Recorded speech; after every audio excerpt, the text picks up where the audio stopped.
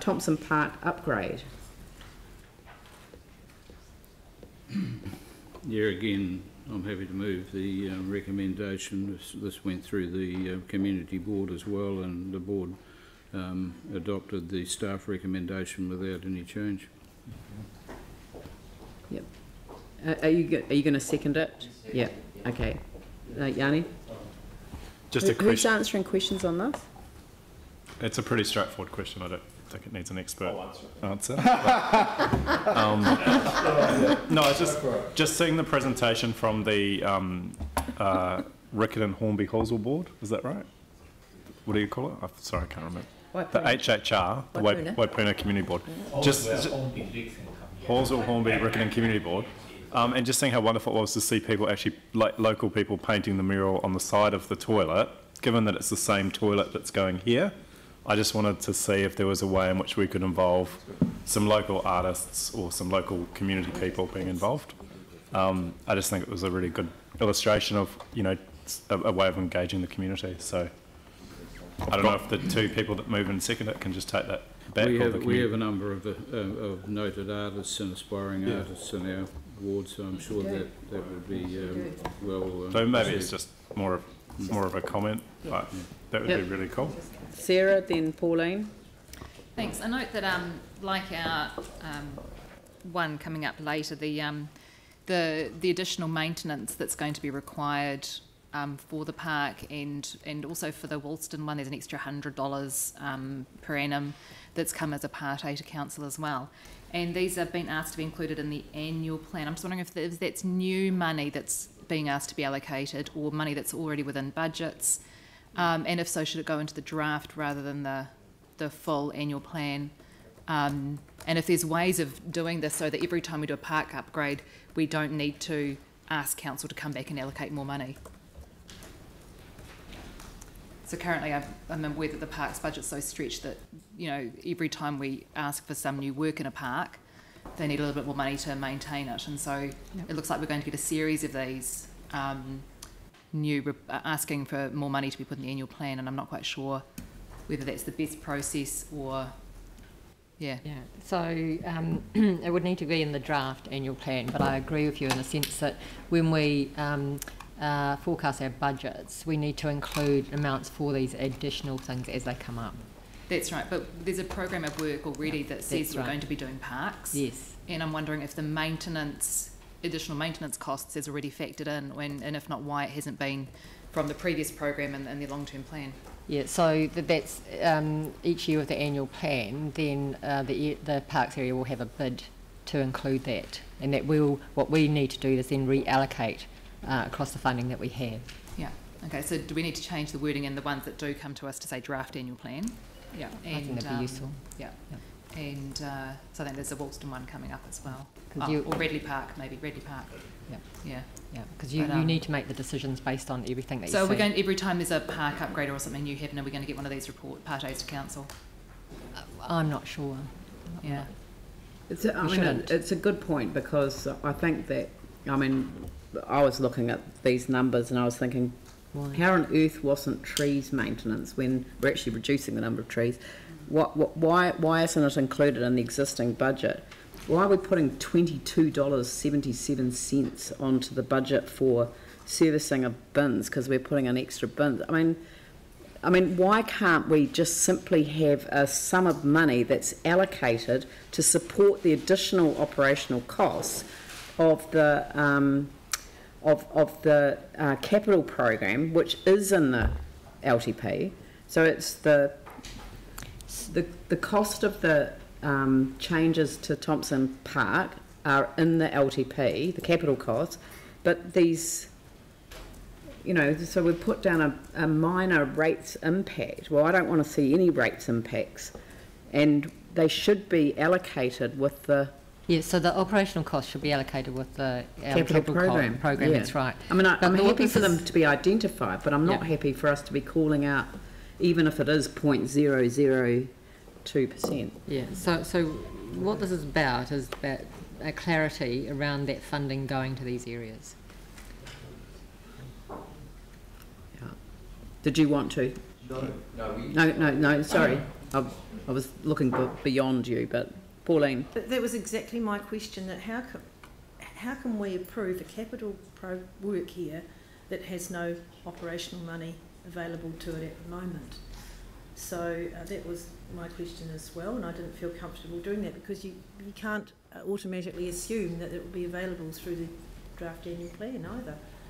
No, but because the source of funds come from different areas between OPEX and CAPEX, that's why we need to identify them separately. But as we put up things within the capital program and you approve it, then it needs to include the impact on the operational budget.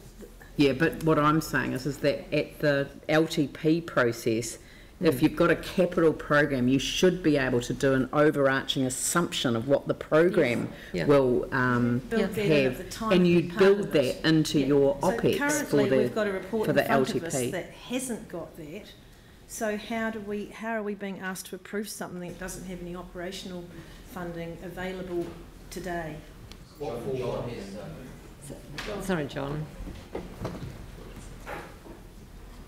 My understanding is that the small amount of OPEX detailed in the report is the additional OPEX over and above what is budgeted as a baseline to operate the park. And the function of this is to bring to the councillors' attention that if we ask for more and do more in a capital sense, there is more OPEX and it's over and above what is already budgeted. But we totally get that, and we totally agree that we should understand the operational impacts of capital expenditure at the time that we make the decision to approve the capital expenditure. But this capital expense was in the LTP. We knew we were going to be doing the work. And what are you saying, that you underestimated the amount that you would require of $9,800.77.22 per annum, or have you not allocated any funding for the additional expense of the maintenance in the LTP? I mean, that's the point that I'm making, is that as you have a program of works which has a budget allocated, each budget decision comes back to council. Surely there's a matching budget set aside for the OPEX, and you come back to council and get the OPEX signed off at the same time. We need OPEX and whole of life costs at the point of the capital work being presented to us. Otherwise we can't really sign it off. I don't know what we're going to do today, because I can't support they should be in the same committee. They should I don't think they should be split out, because that's how this happens. Right. So hang on, sorry, I've got one more question, if I may. With the toilets, I see the budget is, are they being funded from the government's tourism pot? No. Well, that's said in the report. What? The toilets being funded as part of the tourist funding for the national program. We've got two. We've got two lots, one at Ekerau. So anyway, my question was, are they going to be open all the time? Because I see the barrier arm looks like it's behind the toilets. So, does anyone know? Fred, I can't answer that. Or will they be closed at night, or what's the... No? Oh, maybe we could get a response. I'm sure I read that they were which is a good thing, and I mean like that, but I'm just wondering, apparently related to freedom camping, so... Okay, well, so one would assume they'd be open all night. Yeah. Tim? Thank you. I thought, when we talked amongst ourselves with regards to the annual plan and going to it, when we come to the annual plan, we have things, whether it's this or anything else, we also have to we talked about having to come with what we were willing as councillors to drop. So I see this as nothing different, except it's just the cart ahead of the horse. We're making a decision on something which seems not to have a budget attached to it for its maintenance. So something else has to drop. We want to keep, as councillors, we've all talked about keeping the rates at 5.5 or reducing them over the next 10 years. Everything counts. No, look, I'm sorry, but this is we have asked for the council to do this, to actually highlight the operational costs.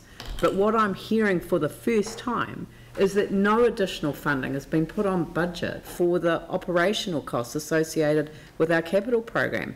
I find that hard to believe, and I may have misunderstood the advice that I'm receiving, so instead of recommends that council approves the additional maintenance funding requirement for Thomson Park to be included in the annual plan, I think that we should simply note that the additional funding maintenance, that the maintenance funding requirement for Thomson Park is 9,807.22 annually, and that this be absorbed within the budget for the whatever budget it is. Program budget. Yeah, it's to be found within the program budget, because it's. Yeah. I'd be really interested then to see what would be dropped. Sorry? So it'd be nearly $10,000 a year. What would be dropped in maintenance to be able to do that? I'd be interested in finding that out. So if it's being absorbed within a budget that's already stretched, something would have to be dropped. Yeah, but something. Excuse me, Leanne, I had my hand up.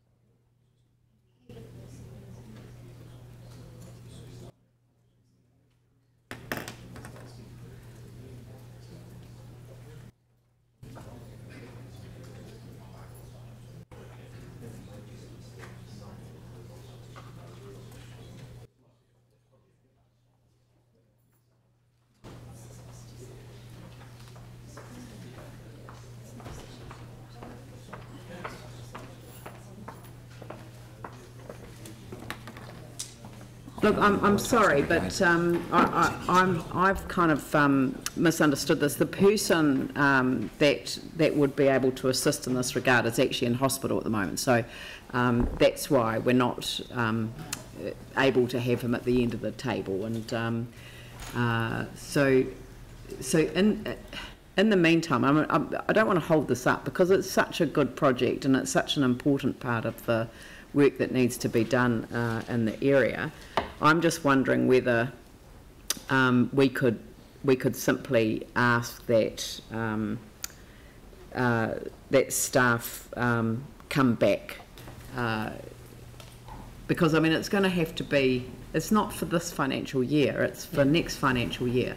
So we'll ask staff to come back with additional advice on that particular part of the matter. So just clarifying that there was an amount put into the LTP. There's some additional because of the design, but also at the time of the LTP, I don't think you had the information about the new toilets, which was a separate funding issue. Yeah. Yeah. That's right. Yeah. Yeah. Knee replacement. And because of the amount, I think I like what you've got up there, personally. And that would allow me to just go with it.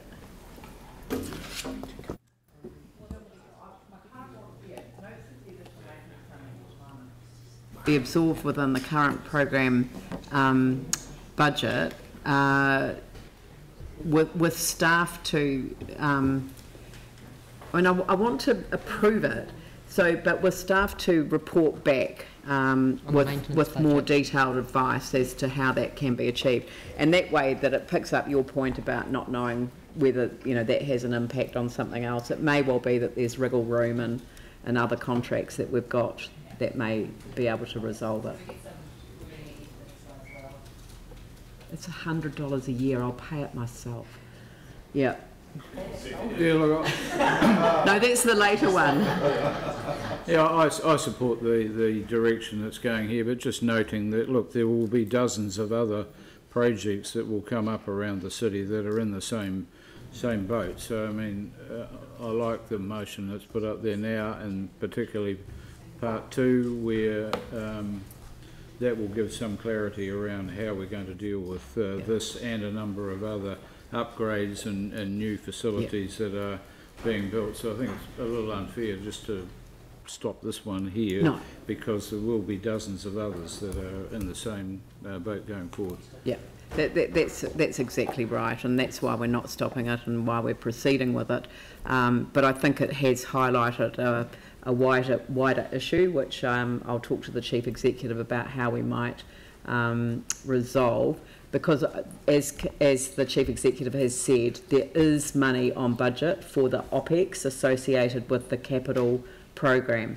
This particular example and another one that we're going to deal with is slightly over what was anticipated. Yep. All right, so that's been moved and seconded, so I'll put that motion.